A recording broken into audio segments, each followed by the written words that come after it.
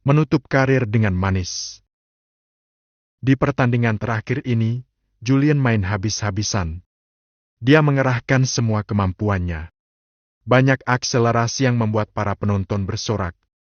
Sudah bisa dipastikan, kalau malam ini Jakarta Knight meraih kemenangan dengan mudah dengan sumbangan poin hampir sepertiganya dari Julian saja. Bukan hanya sebagai penghormatan karena ini akan jadi musim terakhir Julian, tapi karena performa Julian memang tak pernah menurun sepanjang musim berjalan. Maka, ia pun kembali dinobatkan sebagai Most Valuable Player alias pemain terbaik untuk musim ini. Dengan begitu, Julian meraih gelar MVP itu selama 3 musim berturut-turut. Salah satu rekor baru yang tidak dapat diraih oleh pemain liga manapun selama ini. Selamat ya, Mas JP atas gelar MVP-nya yang juga merupakan rekor sebagai peraih gelar MVP 3 kali berturut-turut. Luar biasa sekali. Julian menepi ke pojok interview, dia dimintai wawancara beberapa menit, belasan wartawan standby berlomba-lomba mengabadikan momen itu. Thanks. Interview Julian termasuk dalam siaran live, dengan begitu Rinjani dan para penonton di rumah bisa melihatnya juga. Rinjani menatap bangga pada suaminya. Begitu juga orang-orang di sekitarnya. Mereka senyap dan fokus mendengarkan apa yang Julian katakan. Kita semua ingat, di musim lalu, Anda mempersembahkan gelar MVP buat istri Anda yang menonton langsung di tribun. Apa gelar MVP tahun ini masih milik istri Anda? Ya, gelar ini masih jadi milik istri saya, plus anak saya, Baby Al juga buat tahun ini. Walaupun gak hadir di bangku penonton, tapi saya bisa merasakan kehadiran mereka. Mereka standby nonton di rumah. Dengan bangga Julian mention istri dan anaknya. Sweet banget. Hai baby JP. Layar utama di venue juga menampilkan wawancara Julian sehingga para penonton bisa melihat dan mendengar apa yang Julian katakan. Julian tuh kayaknya bangga banget ya sama Rin dan Baby Al. Dia manis banget deh. Kata Adelia ikut merasa baper dengan apa yang Julian katakan.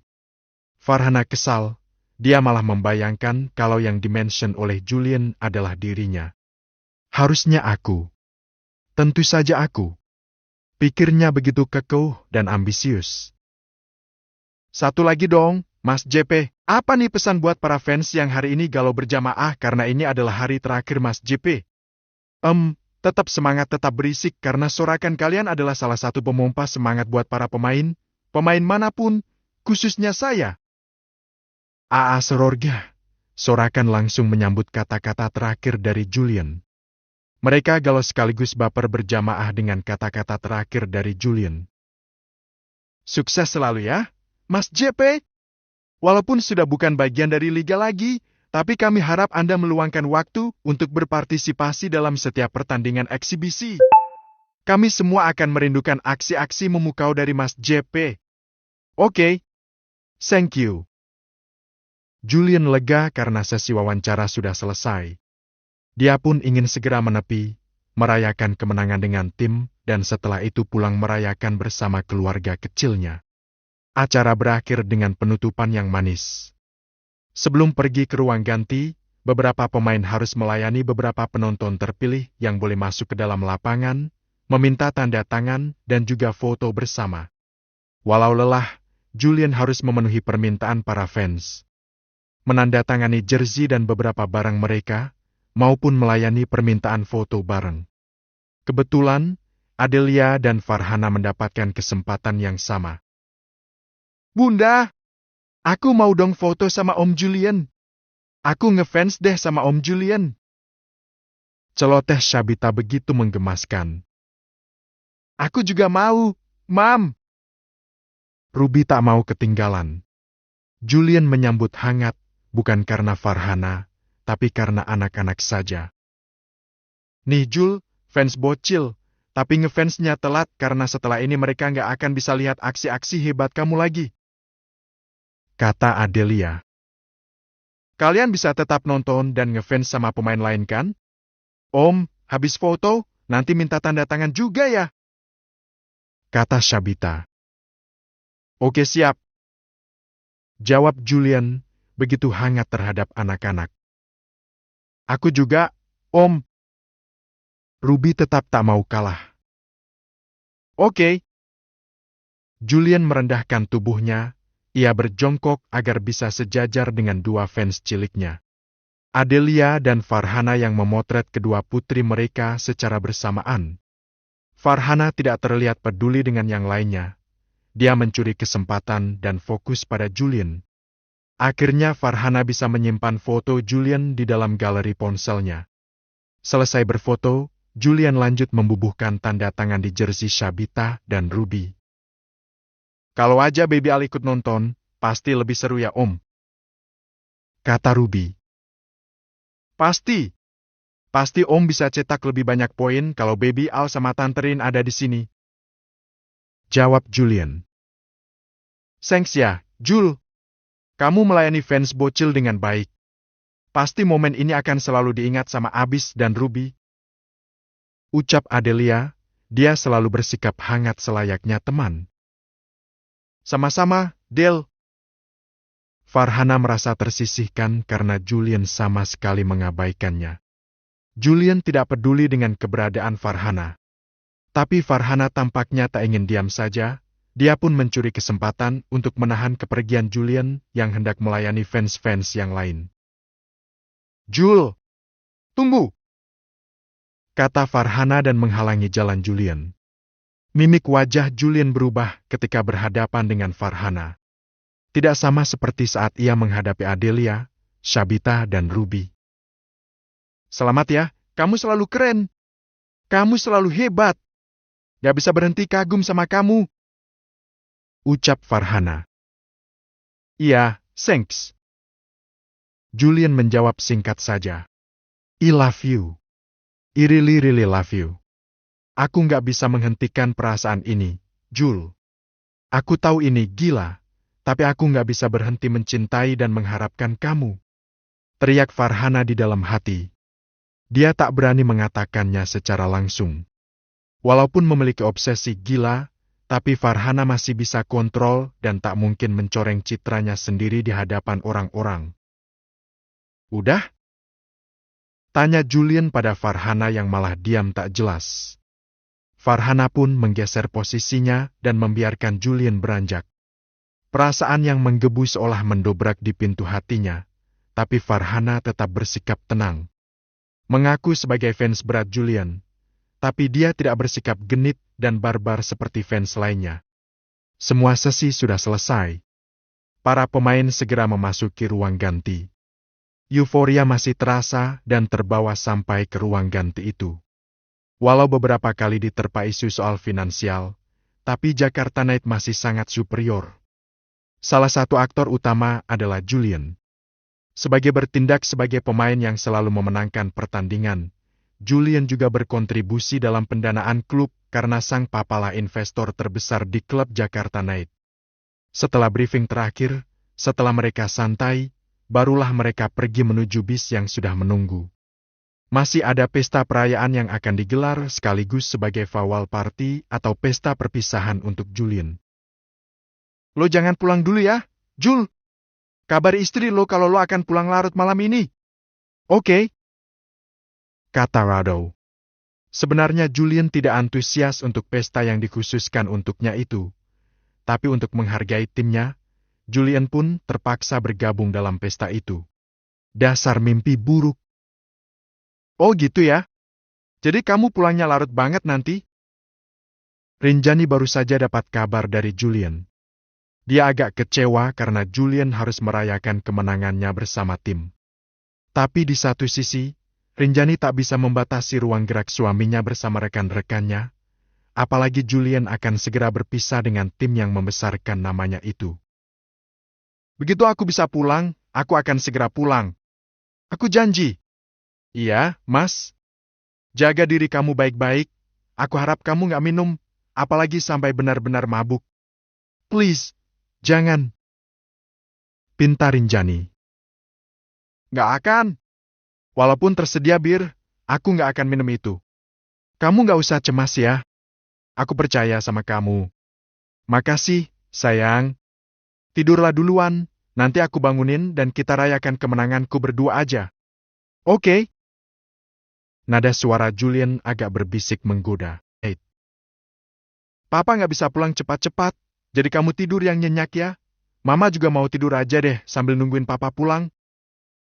Rinjani segera mengganti pakaian baby Al, tak lupa membersihkannya dengan air hangat di dalam wadah kecil untuk memastikan putranya tidur dalam keadaan nyaman. Rinjani merasa kalau malam ini akan menjadi malam yang panjang, apalagi ia dihantui rasa takut. Takut kalau Julian terlalu kebablasan, terlalu banyak minum, bertemu ulat bulu dan tiba-tiba terjebak dengan ulat bulu itu.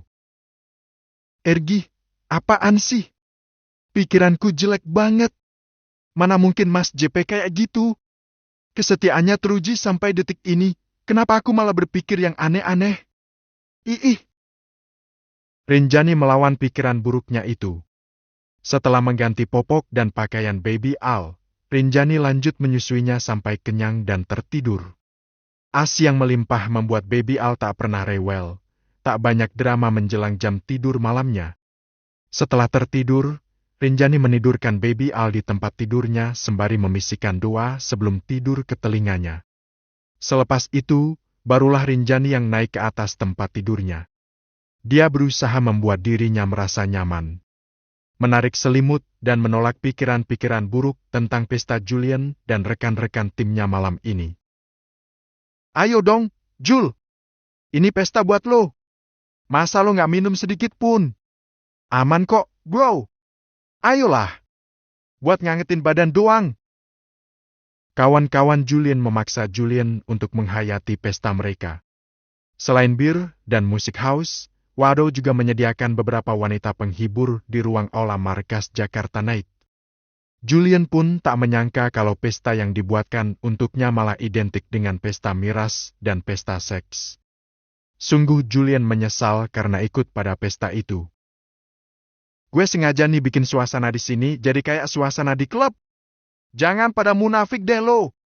Lo pada doyan clubbing kan? Nih gue kasih miniaturnya. Spesial buat kalian yang berjuang habis-habisan di lapangan. Dan lebih spesial lagi buat lo, Jul. Racau Wado yang sudah semakin mabuk. Ada dua wanita seksi di sisi kanan kirinya. Thanks Pak Manager. Lo emang paling tahu ya apa isi kepala para pemain? Haha. Kata Iko yang ikut larut menikmati malam. Play the music, DJ. Play sampai kami semua ampun-ampunan. Seru Wado. Julian hanya ingat pada anak dan istrinya. Julian juga merasa heran. Kenapa Bang Banyu selaku pelatih yang selalu menerapkan disiplin di dalam dan di luar lapangan, sama sekali tak protes dengan pesta ini. Justru Bang Banyu juga malah ikut berpesta. Semuanya aneh, benar-benar aneh. Hai, Julian. Julian kaget. Ada yang berbisik menyapa dan ada tangan meraba melewati pundaknya dari belakang. Julian menoleh dan mendapati Keira yang berpakaian serba minim tahu-tahu sudah merangkul Julian dari belakang. Ki! Apa-apaan ini? Jangan gila! Julian menolak dan berusaha melepaskan jari jemari Keira yang bermain-main di dadanya. Ayolah, Jul! Sesekali jangan terlalu setia sama istri kamu. Nikmatilah malam ini.